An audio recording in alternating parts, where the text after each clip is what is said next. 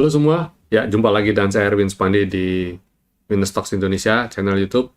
Dan ya melanjutkan apa yang saya share tadi siang ya mengenai peluang yang kita bisa dapatkan ketika IHSG sedang koreksi. Ya, intinya adalah saya sudah bagikan tadi adalah bagaimana kita harus actionnya cepat ya. Tapi action cepat ini sekali lagi bukan impulsif yang maksudnya jadi FOMO ya. Saya mau tambahkan sedikit ya, bukan menjadi FOMO. Impulsif yang dimaksud atau reaksi cepat yang dimaksud adalah ketika kita dihadapkan dalam situasi, kita itu berpikirnya itu cepat, nggak instingnya udah jalan gitu, refleksnya itu sudah jalan. Ketika jebol serendang ya, atau memang sudah harus kena level stop loss, ya udah.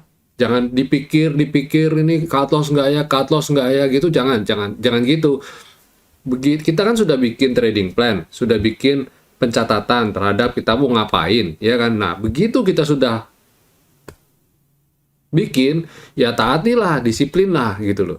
Dan sama ketika itu nggak cuma sekedar per saham saja, tapi juga berdasarkan market. Umpama contoh, saya review, IHSG sedang berpotensi untuk koreksi. Ya, dan ketika terjadi koreksi beneran gitu dan kita punya stop loss sudah kena, ya reaksi kita seperti apa gitu loh. Bukan berlamban-lamban yang mikir nanti gini gitu, nanti bagaimana. Nah, bukan berarti tidak boleh, boleh mikir hati-hati, itu juga bagus juga. Cuman tetap kita harus disiplinnya itu ya, disiplinnya itu. Kadang-kadang kita kalau mikirnya kelamaan, analisanya semakin lama, kita makin kacau tradingnya, makin tidak disiplin gitu loh. Ketika kita mikir, nanti contoh ya, Bapak Ibu udah pakai Winner Stock, nanti analisanya, nanti kalau pakai ini bagaimana, kalau pakai indikator ini bagaimana, pakai indikator ini gimana, nggak ada habisnya. Akhirnya apa? Akhirnya tradingnya jadi ambiar, tradingnya jadi berantakan gitu loh. Karena apa? Karena proses pengambilan keputusannya udah melebar kemana-mana gitu. Itu kenapa saya ngajarin Winner Stocks, atau saya bentuk Winner Stock, menciptakan Winner Stocks. Tujuannya apa? Tujuannya supaya kita bisa saling menyamakan bahasa kita. Ya, menyamakan bahasa. Umpamanya saya bilang, ini udah jebol selendang, harus cut loss loh. Nah, itu rule yang kita sudah tetapkan.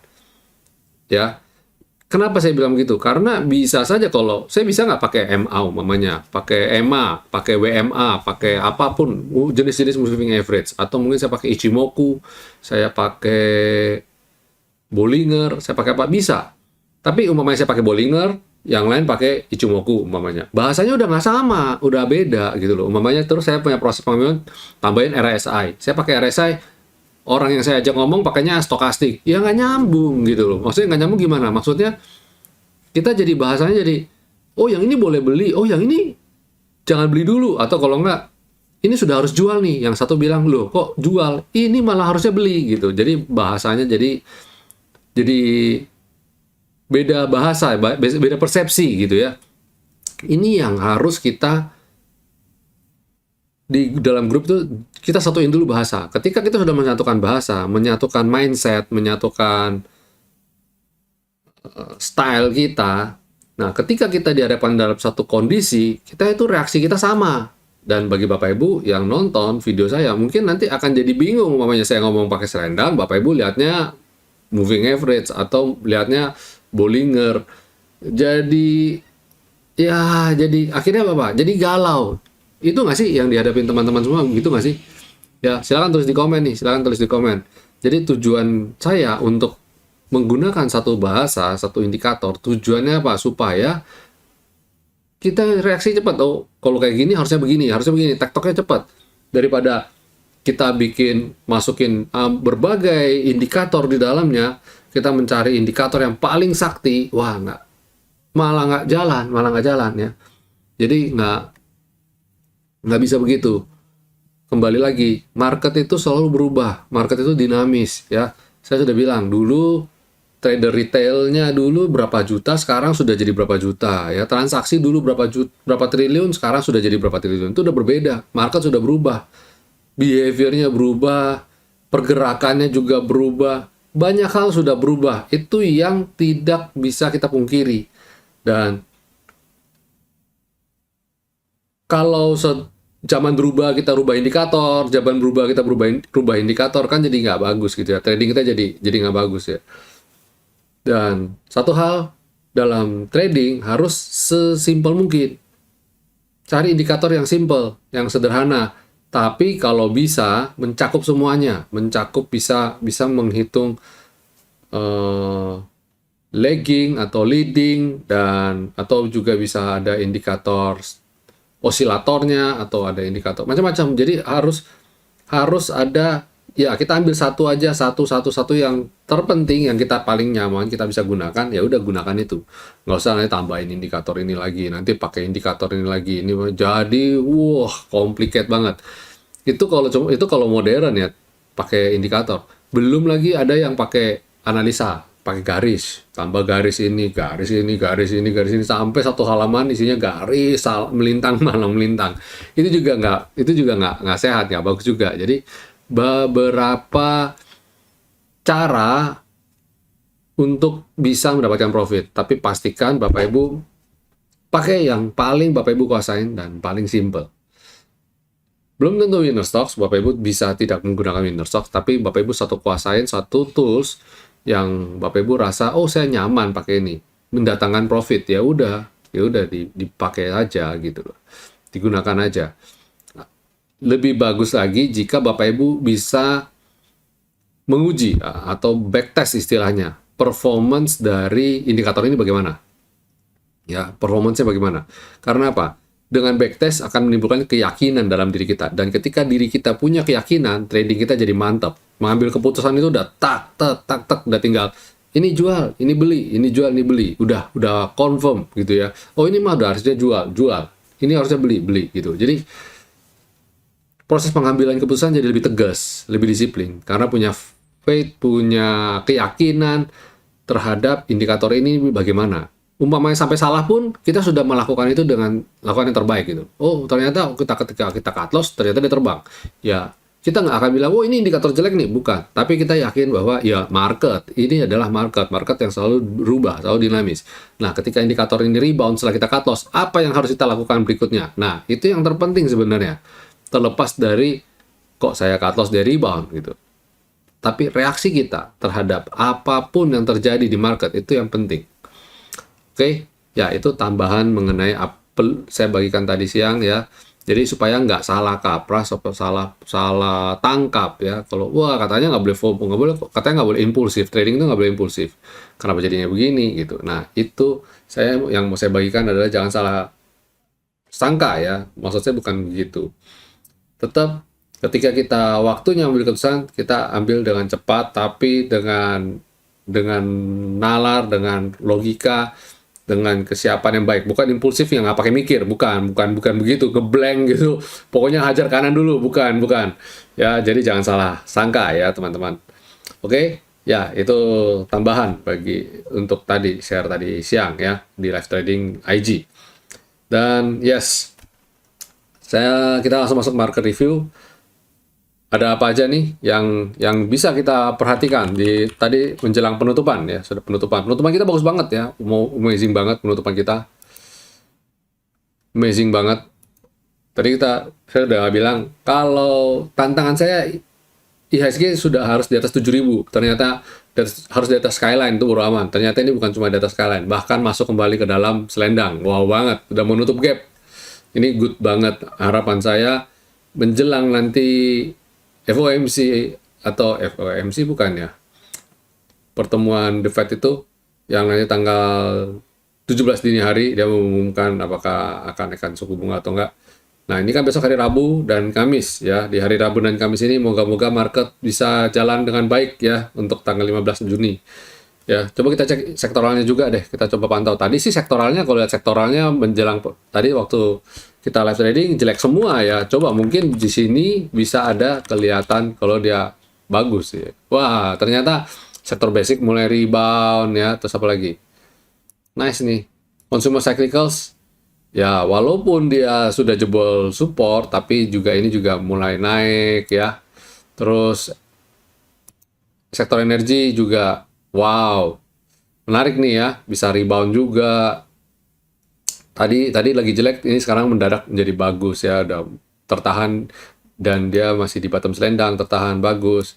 Sektor finance juga, oh ini menarik juga nih ya, cakep, potensi untuk semoga dia bisa kembali, balik arah ya. Ini keren-keren semua nih, banyak yang keren-keren. Sektor healthcare, ya sektor healthcare juga ada perlawanan, mulai ada perlawanan yang saya harapkan besok berlanjut ya.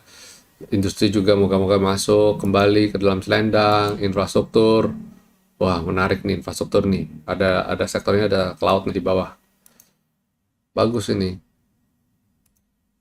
Consumer non cyclical juga cakep ya, kembali lagi ke dalam selendang, bagus-bagus nih, banyak yang bagus-bagus Bapak Ibu, jadi silakan dicermati ya.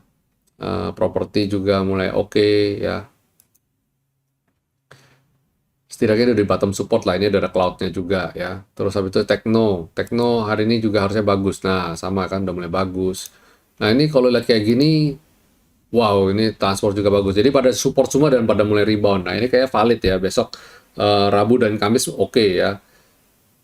Jumat ini yang agak deg-degan ya. Jadi saya lihat kita fokus di Rabunya dulu satu-satu. Fokus di Rabu, moga-moga di hari Rabu rebound lagi ya, nutup bisa sampai naik ke atas ini. Terus nanti di hari Kamis kita trading mulai terbatas, kurangin sebagian porto kita, realisasikan yang sudah profit gitu ya.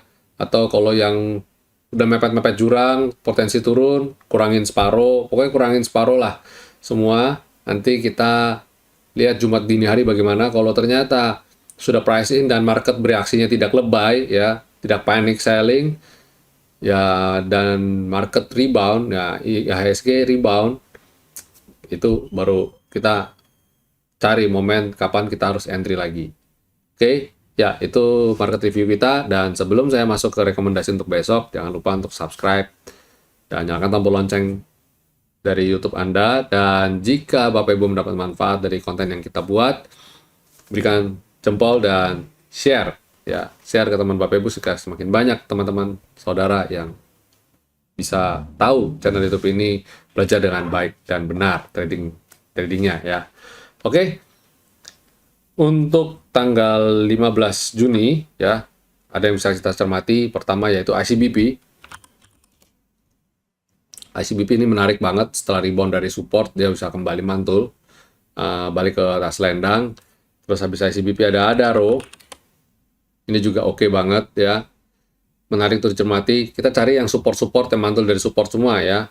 Terus habis itu ada TINS. Wah, ini ya. Jadi apa? Jadi kita trading mantul dari support, hati kita tenang ya, kepala kita bisa dingin tradingnya. Terus ASII ini ya. Dan terakhir Unilever. Jadi semua yang saya pilihkan kepada Bapak Ibu adalah saham-saham yang masuk mulai rebound dari support ya. Jadi silakan diatur strateginya. Dan selain ini ada yang tadi siang kita sudah bagikan, silakan besok masih lanjut. Dan kemarin juga rekomendasi yang kemarin juga BRMS, Goto dan sebagainya juga masih oke, Bank Mandiri masih oke, silakan dipantau. Pada dasarnya yang kita bagikan ini adalah saham-saham yang secara valuasi oke banget untuk Bapak Ibu, entah trading, entah itu investing, entah itu mungkin semi-semi trading sambil investing ya. Ya, silakan ya. Semoga apa yang kita berikan bisa berguna. Dan lanjut ke segmen berikutnya yaitu ulasan. Saya lihat tadi nggak terlalu banyak yang bisa kita ulas ya. Secara sudah banyak yang kita ulas sebelumnya ketika di live trading tadi siang ya. Oke, ya sekarang Arto, bahas Arto. Apakah betul sudah tanda-tanda rebound karena sudah di atas N-line, V-line, dan juga support? Oke, Arto. Oh kok ada Arto? Oke. Arto ini secara daily memang dia potensi rebound ya, potensi rebound. Di weekly pun tertahan support, tapi potensi rebound apa enggak belum, kita belum tahu karena ini baru sampai tertahan support. Jadi sifatnya masih spekulatif buy. Secara trend line juga masih di atas. Kalau monthly-nya ya juga sama ya. Ini baru spekulatif buy. Apakah rebound terus belum kelihatan. Kalau di jangka panjangnya belum kelihatan. Kalau di jangka pendeknya ya mulai ada ya. Jadi sifatnya sementara masih spekulatif.